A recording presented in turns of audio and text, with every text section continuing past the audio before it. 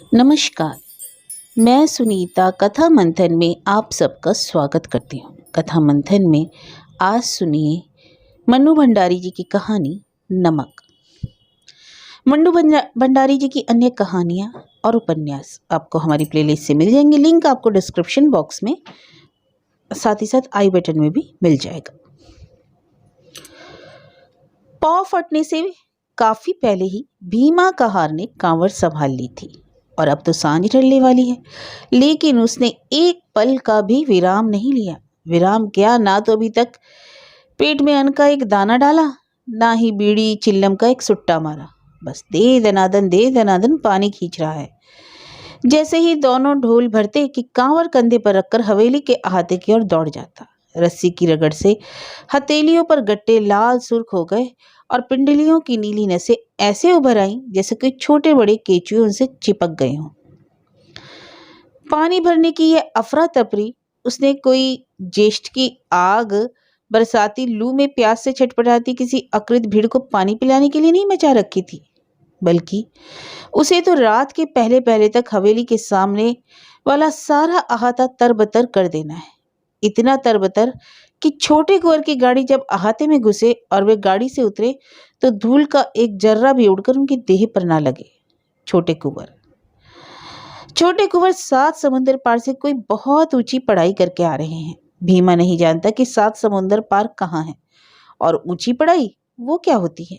वह तो बस इतना जानता है कि छोटे कुंवर कोई आदमी के बस के बाहर का काम करके आ रहे हैं। तभी तो ठाकुर साहब के पैर जमीन पर नहीं पड़ रहे। मन का उच्छा है कि समेटे नहीं सिमट रहा। सारे गांव में फैला पसरा पड़ा है और गांव के सारे लोग उसी में डूब उतर रहे हैं। छोटे कुंवर तो आज पहुंचेंगे, लेकिन पिछले 5 दिनों से जश्न की जैसी तैयारियां हो रही हैं सारे गांव में, और जैसा जश्न होगा वैसा तो इस गांव के लोगों ने ना कभी देखा और न सुना है। हाँ, 4 महीने पहले आज़ादी मिलने पर पूरे देश ने जरूर ऐसा जश्न मनाया था, पर उस जश्न की तो यहाँ भनक तक नहीं मिली थी। 365 दिनों जैसा ही था वह भी दिन, बिल्कुल सामान्य साधारण रोज ढर्रे से बंधा हुआ। और ठीक भी है। आजादी का जश्न तो वो मनाए ना जिन्होंने गुलामी के दुख उठाए हो। ठाकुर हरनाम सिंह के राज में किसी को कैसी गुलामी, उनके राज में कैसी तो गुलामी और किसने दुख देखा। हाड़ तोड़ मेहनत के बदले में सबको पेट भरने को अन्न, तन ढकने को कपड़ा और सिर छिपाने को छत तो मिलता ही है। 5 हाथ की इस काया को और चाहिए भी क्या भला। ठाकुर साहब गांव वाले के माई बाप अन्नदाता और ठाकुर साहब की हवेली गांव वालों की दुनिया। इस हवेली के परे भी कोई दुनिया है, यह तो उन लोगों ने कभी जाना ही नहीं। इसलिए उनका हंसना रोना अपने सुख दुख से ज्यादा हवेली के सुख दुख से जुड़ा है। हवेली में दुख तो हर झोपड़ी का आंगन आंसुओं से गीला, और हवेली में खुशी तो हर झोपड़ी में उसकी थिरकन। भीमा कहार जो सवेरे से पागलों की तरह पानी भरे जा रहा है, इसकी 5 पुश्ते हवेली में पानी भरने का ही काम करती आ रही हैं। जब वह छोटा था तो उसके दादा बड़े विस्तार और हाव भाव के साथ उसे वह कहानी सुनाया करते थे जो कभी उनके परदादा ने उन्हें सुनाई, और जिसका लबोलुबाव यह था कि जब वे छोटे थे तो उनके गांव में भारी अकाल पड़ा। 4 साल तक गांव ने बादलों की सूरत नहीं देखी। अन्न की कौन कहे, घास के एक दिन के तक को तरस गए लोग। आदमियों और जानवरों का कल्पना देखकर बड़े बड़े दुख झेल जाने वाली धरती माता का कलेजा भी टुकड़े टुकड़े हो गया। गांव में रोज ही 5-7 मौतें हो जाती। मरे लोगों के शरीर पर थोड़ा बहुत मांस भी होता तो जिंदा लोग उसे नोच खसोट कर खा लेते, पर जिंदा हड्डियों की ठठरियां मरी हड्डियों की ठठरियों को कैसे चूसते चबोड़ते। बस लाशें सड़ती रहीं, कहीं मरे आदमियों की तो कहीं मरे जानवरों की। तभी एक दिन एक अजूबा घटा। गांव के किनारे ठाकुर जगभान सिंह का लाव लश्कर आकर ठहरा। ऊंटों की बैलगाड़ियों की कतार। ऊंटों पर धान की बोरियां लदी। गांव के लोग रगड़ते घिसटते गए और ठाकुर साहब के चरणों में लौट गए। पर ठाकुर साहब कोई दान पुण्य करने तो निकले नहीं थे, वे तो व्यापार करने निकले थे। फिर कोई 1-2 हो तो दे दें, पूरे गांव को क्या दे और कैसे दे। फिर भी ठाकुर साहब का मन पसीजा तो उन्होंने 4 छोकरे पकड़कर गाड़ी में डाले और उनके घर वालों को 1-1 बोरी अनाज दे दिया। अनाज पाकर घर वालों ने तो अपने छोरों की तरफ देखा तक नहीं। पेट की पापी आग, नाते रिश्ते माया ममता कैसे सबको निगल जाती है। किस्मत के धनी। उन 4 बच्चों में एक मैं था। ये सो समझ लो कि ठाकुर साहब की दया ने मौत के मुंह से बचा लिया मुझे। ठाकुर साहब की दया से ही आज मैं हूँ, तेरा बाप है, तू है और आगे तेरे बेटे पोते होंगे। सो एक बात गांठ बांध लेना बेटा कि हमारी रगों में लहू नहीं, हवेली का नमक बहता है। हवेली के लिए हम जान भी देनी पड़े तो कभी हिचकना मत। जान देकर भी हवेली के ऋण से उकऋण नहीं हो सकते तुम। आजकल यही कहानी भीमा का बाप भीमा के 6 साल के बेटे को सुनाया करता है। बस कहानी में 2 पीढ़ियां और जुड़ जाती हैं और हवेली का नमक कुछ ज्यादा ही गाढ़ा हो जाता है। अब जिसकी रगों में हवेली का गाढ़ा गाढ़ा नमक बहता है, उसके लिए बिना खाए पिए मशीन की तरह 15-18 घंटे पानी खींचना और दौड़ दौड़ कर हवेली का आहता गीला करना कौन बड़ी बात है। फिर ठाकुर साहब की खुशी के आगे यह कष्ट तो कुछ भी नहीं। हरनाम सिंह की 3 पीढ़ियों ने 8 गांव की इस जागीर को बढ़ाते बढ़ाते 70 गांव के राजपाट में बदल दिया और 3 पीढ़ियां पहले की यह हवेली बढ़ते बढ़ते पूरा एक किला बन गई। ठाकुर साहब को आज तक शायद ही किसी ने सीधी नजर से देखा हो। जब कभी वे घोड़े पर बैठकर निकलते तो आधे लोग जहां को तहां झुककर दोहरे हो जाते, तो आधे साष्टांग दंडवत कर जमीन पर लौट जाते। बिना हिले डुले सांस रोककर आदमी तो क्या, पेड़ पौधे हिलना डुलना छोड़ देते। ऐसा रौब था ठाकुर साहब का। चेहरा कोई भी देख ले तो झेल सकेगा। आवाज जरूर सुनी है तो कभी कभी उनकी भीड़ इकट्ठी करके कोई फरमान सुनाने या किसी भारी गुनाह के लिए जुर्म का फैसला सुनाते। आवाज सुनते ही लोगों के पैर पत्ते की तरह थरथराने लगते और बच्चों को का अक्सर गोदी में ही मूत निकल जाता। रौब दाब और अकूत लक्ष्मी का भंडार है ये हवेली, पर विद्या आज तक किसी के बस में नहीं आई। ठाकुर साहब खुद बही खाता बांच लेते हैं, पर इससे आगे कुछ नहीं। और बहुत जोर लगाया तो बड़े कुंवर ने चिट्ठी पत्री लिखना बांचना सीख लिया, पर इससे आगे उनका भी जोर नहीं चला। आज वही किला फतेह करके आ रहे हैं छोटे कुंवर। ठाकुर साहब ने इस मुबारक मौके पर अपनी थैली का मुंह खोल दिया है। सारा गांव न्योता जाएगा और हवेली में काम करने वालों की पूरी फौज को मुंह मांगी बख्शीश दी जाएगी। मांग ले, जिसे जो मांगना हो, कुताई नहीं करेंगे ठाकुर साहब किसी को देने में। अरे मैं फिर ठाकुर साहब की ओर चालू हो गई। क्या करूं, आजकल यह जो जड़े की ओर लौटने की जो हवा चली है, यही बार बार हवेली की ओर ले जाती है। हवेलियां मोहल्लों में तो हो ही सकती हैं, जड़ों पर तो किसी का बस नहीं, फिलहाल मेरा भी नहीं। वैसे इन हवेली और वहां की जिंदगी से पूरी तरह नाता टूटे 2 पीढ़ियां हमारी बीत चुकी हैं। यहाँ तक कि मैं तो वहां की भाषा भी भूल चुकी हूँ। तभी तो कहानी नहीं, पात्रों के संवाद तक मुझे हिंदी में लिखने पड़ रहे हैं।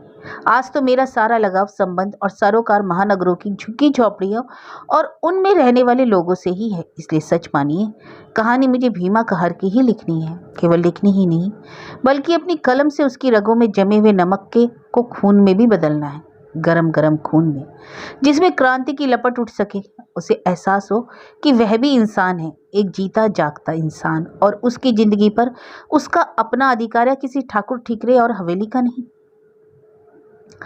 हाँ, तो अहाता तर करके भीमा कुएं की जगत पर ही बैठ गया। उसका मन ना कुछ खाने को कर रहा था, ना घर जाने को।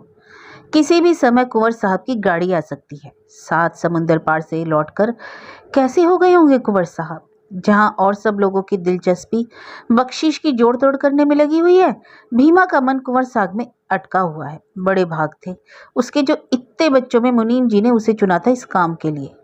दादा माँ ने सुना तो निहाल हो गए। माँ ने पत्थर से रगड़ रगड़ कर उसके शरीर का दलिद्दर उतारा था और आंखों में काजल और सिर में तेल डालकर चाकरी के लिए तैयार कर दिया था।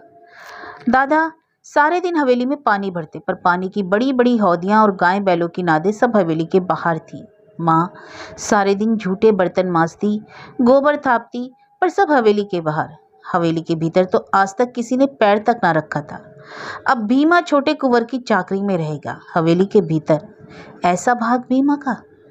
भीमा को आज भी याद है हिदायतों की कैसी तो झड़ी लगाती थी दद्दा ने। नजर हमेशा जमीन में गाड़ कर रखना और कमर थोड़ी झुकाकर। काम कहे उसके पहले ही दौड़ जाना करने के लिए। कान हमेशा खुले रखना और जबान हमेशा बंद। कभी किसी चीज को हाथ मत लगाना। कैसी तो दहशत समा गई थी भीमा के मन में कि जब मुनीम जी के साथ जनान खाने के दरवाजे पर पहुंचा तो पांव वहीं जम गए। मुनीम जी ने घसीट कर भीतर किया और कहा, छोटे कुंवर जी, ये छोरा आपकी चाकरी में रहेगा आज से, आपके जितना ही आपका चाकर। तो एक बार कुंवर जी को देखने की इच्छा जरूर हुई, पर हिम्मत नहीं पड़ी। क्यों रे छोरे, क्या नाम है तेरा?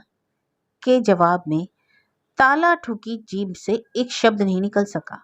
बस आंखों से आंसू टपक पड़े और डर से वह थरथराने लगा। कुंवर जी की धाई माँ ने उसे काम समझाया था। यूं तो काम कुछ खास था भी नहीं। ऐन सवेरे ऊपर के कमरे से मास्टर जी जब नीचे के कमरे में आते तो दौड़कर उनका बस्ता ले आता और जितनी देर तक कुंवर जी पढ़ते उनके पास बैठकर पंखा चलता। कुंवर जी को कहीं पसीना ना आ जाए, इसलिए वे इतनी जोर जोर से पंखा चलता कि उसका अपना शरीर पसीने से नहा जाता। पंखा जलते जलते अनजाने ही कभी सरकार कुंवर जी की गद्दी से सट जाता तो दरवाजे पर बैठी धाई माँ घुड़कती, अरे अरे, इस कहार के चोरे को तो देखो, कुंवर जी की छाती पर चढ़ा चला जा रहा है, और घसीट कर पीछे कर देती। वह बुरी तरह सहम जाता और जो ध्यान अभी तक पूरी तरह हाथ और पंखे पर ही टिका था, इस पर भी टिक जाता। उसकी और कुंवर की दूरी बराबर बनी रहे। पढ़ाई खत्म होते ही मास्टर जी ऊपर चले जाते तो भीमा जल्दी जल्दी बस्ता समेट देता। धाई माँ कुंवर जी के हाथ में कलेवी की तश्तरी थमाती और वह जमीन में नजरें गड़ाए अगले आदेश की प्रतीक्षा में खड़ा रहता, पर आदेश उसे नहीं, धाई माँ को मिलता। धाई माँ, इस छोरे को भी कलेवा दो ना। तो कृतज्ञता से लिपटा एक गदगदाता भाव से ऊपर से नीचे तक नहला देता। बहुत मन होता कि ऐसी कृपा करने वाले कुंवर जी को एक बार आंख उठाकर देख ले, हिम्मत नहीं होती। धाई माँ ऊपर से ही आवाज लगाती, किसनी? कमीनों की रोटी में से 2 रोटी लाकर दे दे ऊपर। जब भी वह कभी अकेला होता तो हिम्मत करके नजरें उठाकर चारों ओर देखता। ऐसी जादुई नगरी, ये सब क्या है? ऐसा भी होता है? शाम को कुंवर जी बाहर बगीचे में खेलने निकलते तो दौड़ दौड़ कर उनकी गेंद ला देता। पेड़ के नीचे बने चबूतरे पर बैठते तो फिर पंखा चलने लगता। इस समय कुंवर जी का चेहरा देखने के लिए धीरे से सिर उठाने की कोशिश करता तो धाई माँ के अदृश्य हाथ उसकी खोपड़ी नीचे झुका देते। लेकिन धीरे धीरे यह सिलसिला खत्म हो गया। कुंवर जी बाकायदा उससे बातचीत करने लगे। अपनी कविता याद करते तो कहते, ए छोरे तू भी बोल। पाठ याद करते तो अपनी कविता में से तस्वीर दिखाते। वह भौचक भाव से कुछ तस्वीरें देखता। कभी कुंवर जी को अब पढ़ाई के समय भी हाथ उसके मशीन की तरह चलते, पर ध्यान पंखे से हटकर मास्टर जी और कुंवर जी की बातों की ओर जाने लगा। इन लोगों की भाषा से भी उसको थोड़ी थोड़ी पहचान बनने लगी। मास्टर जी जब कविता याद करवाते तो मन ही मन वह भी बोलने की कोशिश करता और 1-2 शब्द बोल भी लेता बिना अर्थ समझे। रात को वह घर लौटता तो जमीन से 2 इंच ऊपर होता। दद्दा और माँ को हवेली की बातें बताता तो उसका चेहरा गर्व से दिपदिपाता और माँ बाप का चेहरा पुलक भरे संतोष से। लेकिन एक दिन दद्दा को चमत्कृत करने के लिए उसने बताया कि उसने भी कुंवर जी का पाठ सीख लिया और एक कविता की टूटी बिखरी पंक्ति सुनाने लगा तो दद्दा के हाथ का भरपूर झापड़ पड़ा उसके गाल पर। मत मारी गई, अरे तेरी माली की बराबरी। कुंवर जी ही तो याद कराते हैं, रोज बोलने को कहते हैं। कनपटी की झंझनाहट को झेलते हुए उसने सफाई पेश की तो फिर एक झापड़, अरे वे कराते हैं तो बड़प्पन है उनका, पर तू भी क्या अपनी औकात भूल जाएगा? भाग समझ अपना कि दया करके उन्होंने तुझे चाकरी में रखा, तू है कि ठाकरी करने चला? ठाकरी करने तो नहीं चला, पर एक अजीब सी इच्छा जरूर उसके मन में पंख फड़फड़ाने लगी कि कुंवर जी उसे नाम लेकर बुलाए, भीमा, कि कभी कुंवर जी उसका हाथ पकड़ ले या वहीं कुंवर जी के कंधे पर हाथ रख दे। जब भी कुंवर जी ए छोरे कहकर बुलाते, अपने नाम की याद दिलाने के लिए उसके होंठ भी फड़फड़ाते, पर आवाज गले में ही गुंद होकर रह जाती। सर्दी आई और पंखा जलने का काम छूट गया तो भीमा ने अपना सारा ध्यान मास्टर जी और कुंवर जी की बातों पर लगा दिया।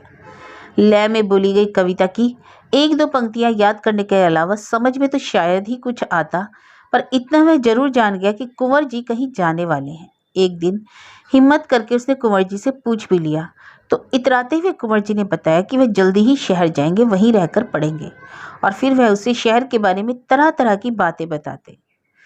शहर नाम से या उनकी बातों से शहर की कोई तस्वीर भीमा के मन में नहीं उभरती, पर यह बोध जरूर होता कि इस गांव के बाहर भी कोई दुनिया है, पर कैसी है, कहाँ है, इसका कोई और छोर कभी है कि नहीं, वह ना पा सका। हाँ, आजकल उसके सपने में हवेली घूमा करती थी। हवेली का रंग बिरंगा अजब अनोखी जादुई चीजें, लेकिन आजकल वह देखता है कि कुंवर जी भीमा भीमा कहकर उसे बुला रहे हैं।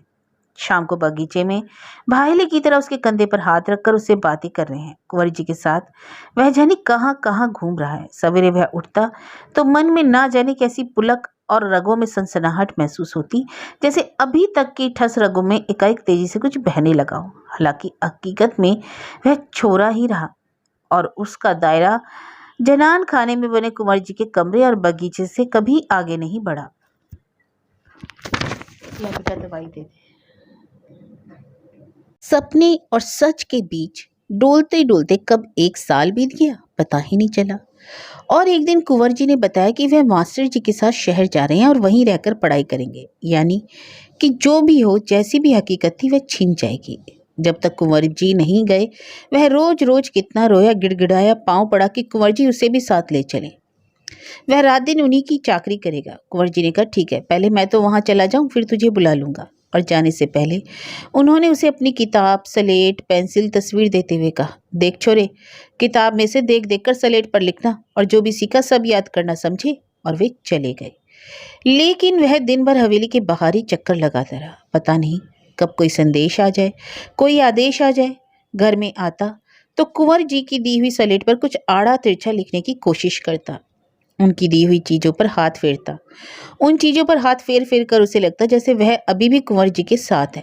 रात में सोता तो उस अनदेखे शहर के सपने देखता। 3 महीने बीत गए पर ना कोई संदेश आया ना आदेश। हाँ, माँ रात दिन हड़काती, धिंगड़ा हुआ, काम का न काज का, और बाप जब तक झपड़िया देता है, कांवड़ संभाल रहे, करम जले, तेरी रोटियों का क्या हिसाब दूंगा हवेली में। और आखिर में एक दिन गुस्से में आकर उसने स्लेट, पेंसिल, किताब, तस्वीरें सबकी पोटली बांधी और कुएं में फेंक दी। घंटों वह वहां बैठा बैठा रोया और आंसुओं के साथ इतने दिन के देखे सब सपने भी बहा दिए। दूसरे दिन उसने कंधे पर वह छोटी कांवर रख ली और जो उसके बाप ने उस अपने बचपन में रखी थी। उसके बाद से उसकी जिंदगी कुएं से लेकर हौदियों तक सिमट कर रह गई। रगों में बहने वाली वह सनसनाहट फिर से जमकर ठस हो गई।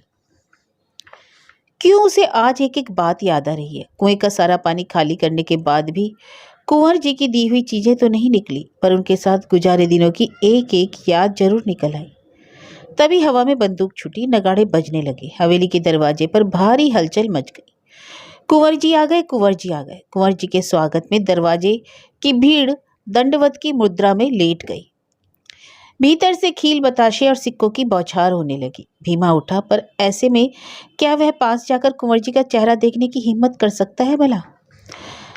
थोड़ी दूर एक पेड़ के पीछे खड़े रहकर वह सिर उठाने की हिम्मत नहीं जुटा पा रहा है। कुंवर जी के जाने के बाद यह सिर जो झुका तो फिर कभी उठ ही नहीं सका, लेकिन आज उसे कुंवर जी का चेहरा देखना है। झटके से उसने सिर उठाया। अरे, ऐसा दबदब चेहरा, ये कुंवर जी है। बाहर जाकर आदमी ऐसा हो जाता है। मंत्रमुग्ध सा वह उन्हें देखता ही रहा। कुंवर जी तो भीतर भी चले गए और पर वह चेहरा उसके मन में अंक गया। रात में वह सोया तो उसके शरीर का पोर पोर पिरा रहा था और मन का रेशा रेशा एक अनचिन्ही व्यथा से तिल मिला रहा था। जाने किस आवेग में आकर उसने पास लेटे अपने 6 साल के सोए हुए बेटे को बाहों में भर लिया। उसका माथा सहलाने लगा, उसके शरीर पर हाथ फेरने लगा। जैसे ही उसकी हथेलियों पर हाथ फेरा वह चौंक उठा। यह क्या? उसकी हथेलियों के पुर अभी से गुठलियों जैसे सख्त। वह झटके से उठ बैठा। ओह, ये तो उसकी अपनी हथेलियों के पुर हैं। बच्चे की हथेलियां तो वैसे ही नरम मुलायम है, पर कब तक? घानी के बैल जैसी जिंदगी कांवड़ कंधे पर रखकर कुएं से हौदियों तक की दौड़ लगाते लगाते ही तो जिंदगी बितानी है, उसे भी और उसके बच्चे को भी। एक सर्द सी आहा उसके सीने से निकली और वह फिर लेट गया। धीरे धीरे एक संकल्प आकार लेने लगा उसके मन में। उसे नहीं चाहिए हसली, कड़े, घाघरा, लुगड़ा, धोती, मिर्जई, कुछ नहीं, कुछ भी तो नहीं चाहिए उसे। बस यही मांगेगा कि कुंवर जी उसे तो नहीं ले गए, पर अब उसके बेटे को शहर ले जाकर पढ़ा लिखा दे, आदमी बना दे। 5 पीढ़ियों की लीक तोड़कर अपने बेटे से कुछ अलग करवाने की कल्पना से ही वह थरथरा उठा। एकाएक ही उसे लगा जैसे नमक जमी उसकी ठंडी ठस रगों में कुछ बहने लगा, गरम गरम, जिसकी उष्मा ने धीरे धीरे उसके थके शरीर को सुला दिया एक गहरी नींद। मर्दाना खाने के बाहर छोटे अहाते में मांगने वालों की लाइन लगी है। ऊंचे चबूतरे पर शामियाने के नीचे एक और मुनीम जी बैठे हैं अपने बही खाते लेकर। बीच में ऊंची चौकी पर ठाकुर साहब और कुंवर जी बैठे हैं। आहते में चबूतरे पर पहुंचने के लिए 6 सीढ़ियां बनी हैं। हर सीढ़ी पर एक एक आदमी खड़ा है। नाम की गुहार होते ही छठी सीढ़ी वाला हाथ जोड़े कमर दोहरी किए चबूतरे पर चढ़ता है और नीचे सीढ़ियों वाला एक एक सीढ़ी के ऊपर।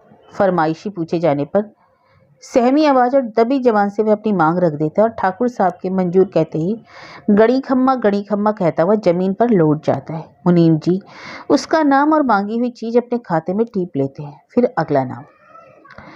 लाइन में धीरे धीरे सरकते हुए भीमा अपना संकल्प दोहराए जा रहा है। कहीं जबान ना लड़खड़ा जाए, शब्द ना गड़बड़ा जाए।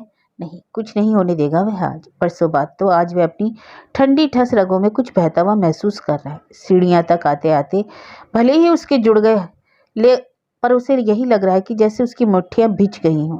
छठी सीढ़ी तक पहुंचते ही कमर भी उसकी झुककर दोहरी हो गई और वह महसूस यही कर रहा था कि उसका सारा शरीर तना हुआ है। मांगो, क्या चाहिए तुम्हें?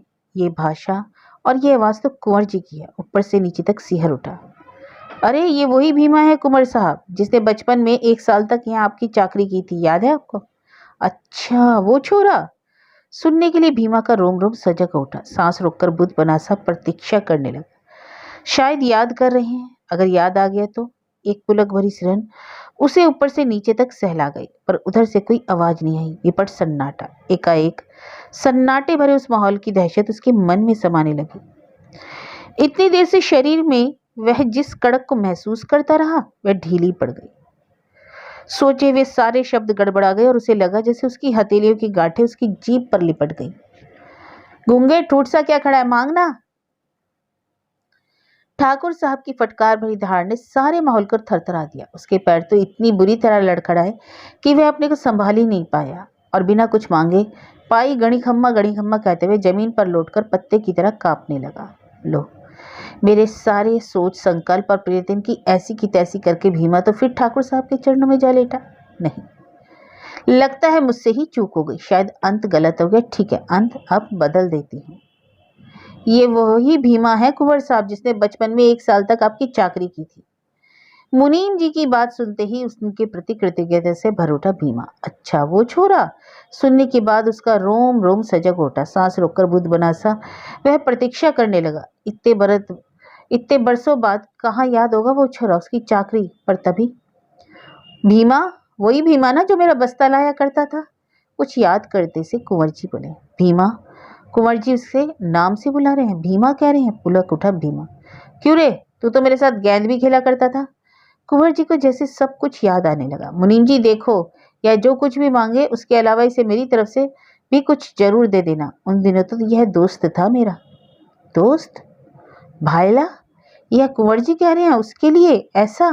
जाने कैसा तो आह्लाद भरा आवेग उमड़ा भीमा के मन में। वह अपने को संभाल नहीं पाया और अपना सोचा चाह मांगने की बजाय गदगदाते हुए कुंवर जी के चरणों में लौट कर गड़ी खम्मा की गुहार लगाने लगा।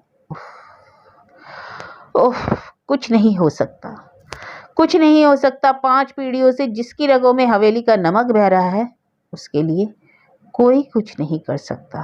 कुछ नहीं।